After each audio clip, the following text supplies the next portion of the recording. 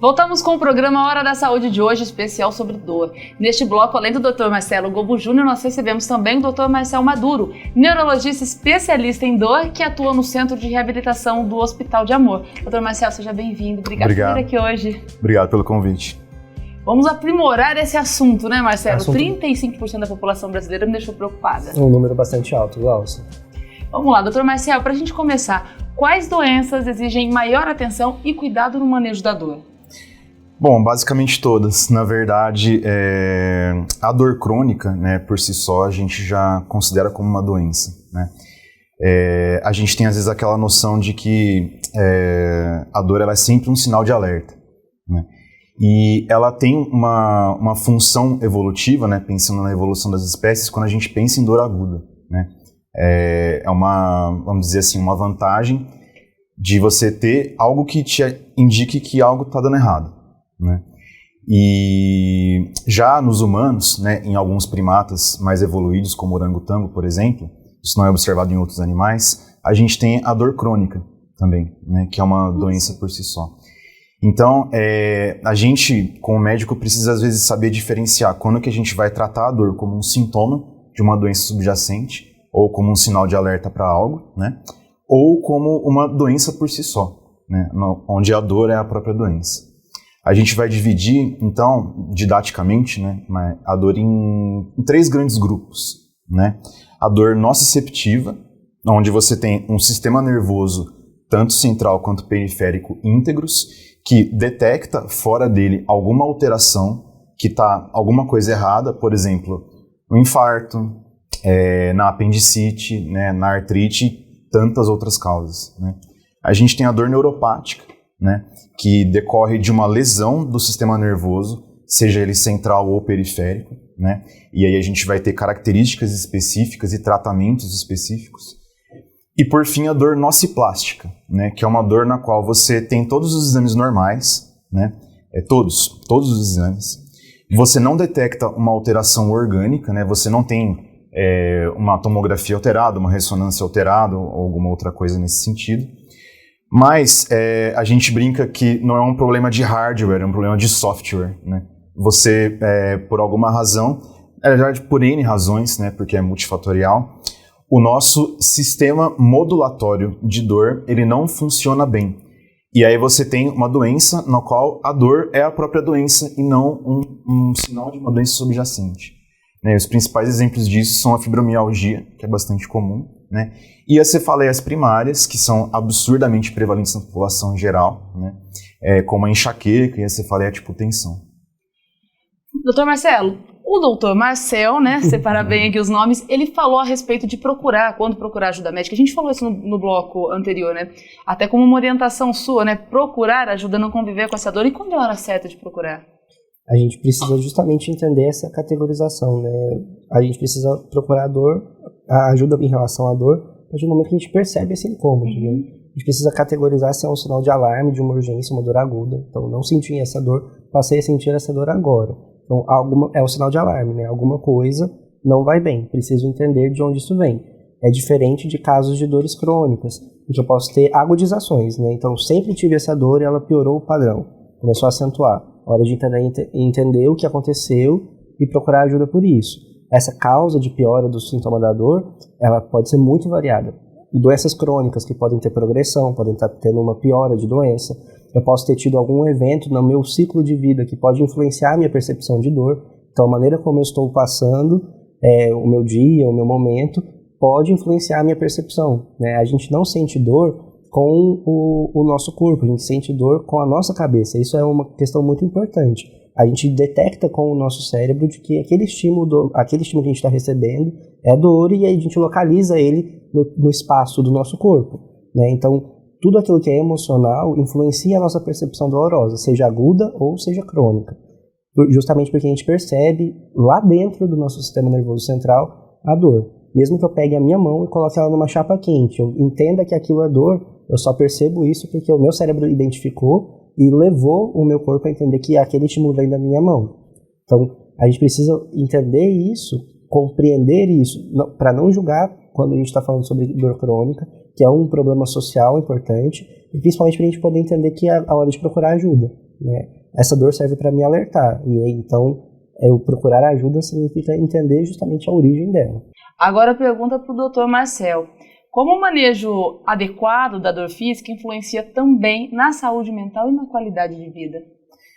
Na verdade, é complicado a gente separar, né, a dor do aspecto emocional, né? Pela definição da IASP, que é a Associação Internacional para Estudo da Dor, né, a última definição de 2020, a dor ela é obrigatoriamente uma experiência, né, sensorial e emocional desagradável, né? Então, falar às vezes dor emocional é quase um pleonasmo, né? Porque não tem como a gente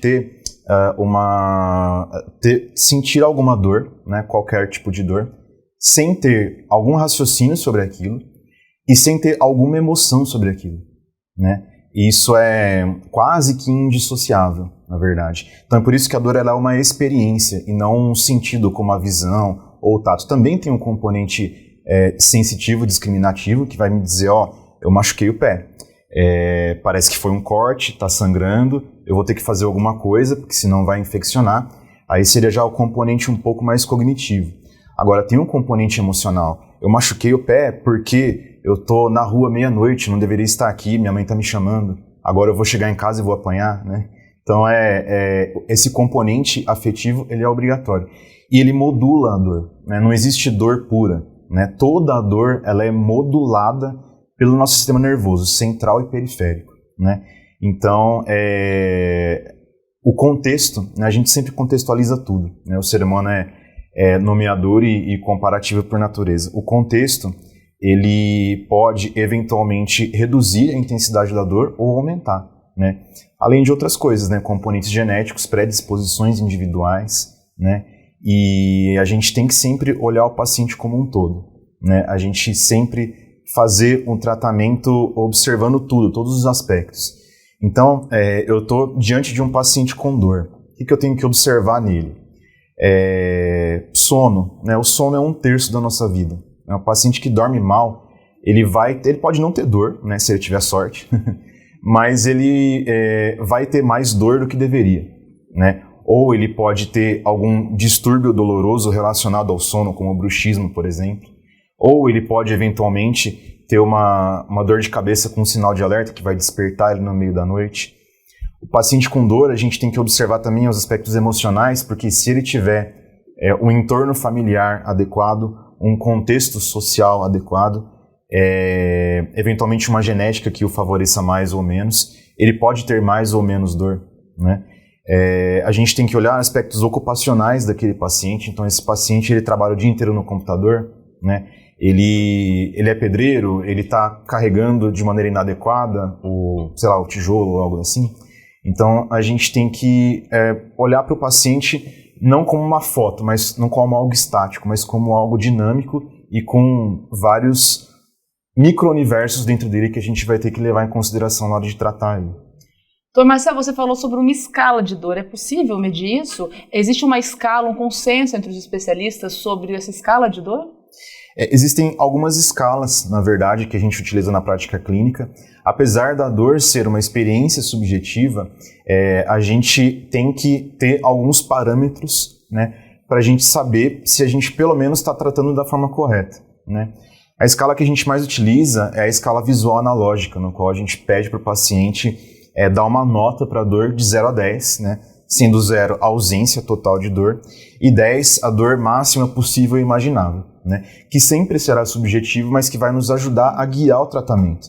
Porque às vezes o paciente está com uma dor que ele não demonstra tanto, né? E você acaba subjugando aquela dor e não tratando direito. Mas aí se você pergunta para ele quanto está a dor, aí ele fala, doutor, quando está nota 3 eu consigo viver, eu consigo tocar minha vida, mas aí de repente eu tenho um choque na perna que a dor vai até 10 e aí eu brigo com a minha esposa, não sei, eu durmo mal, eu não consigo trabalhar, né? Então a gente tem que perguntar objetivamente para o paciente, né, como está a dor dele, se está controlado ou não, quando que ela está descontrolada ou quando não está, o que eventualmente possa melhorar ou piorar, para a gente guiar o tratamento, né? E é um tratamento sempre demorado, que demanda a paciência da equipe médica e multidisciplinar, né? Fisioterapeutas, um enfermeiro, enfim, toda a equipe de saúde, e também do paciente, né? A gente tem que trabalhar com as expectativas dele, né? Sempre sendo realista, né? Mas ao mesmo tempo sempre oferecendo opções e sempre se oferecendo disponível para mostrar para ele que existe tratamento e que ele pode vir a melhorar, mas gradualmente. Caso não haja tratamento, a dor vai interferir nas relações humanas, né, Marcelo? Sempre, dor precisa de cuidado. Esse é o primeiro ponto. A gente aprende isso desde pequeno.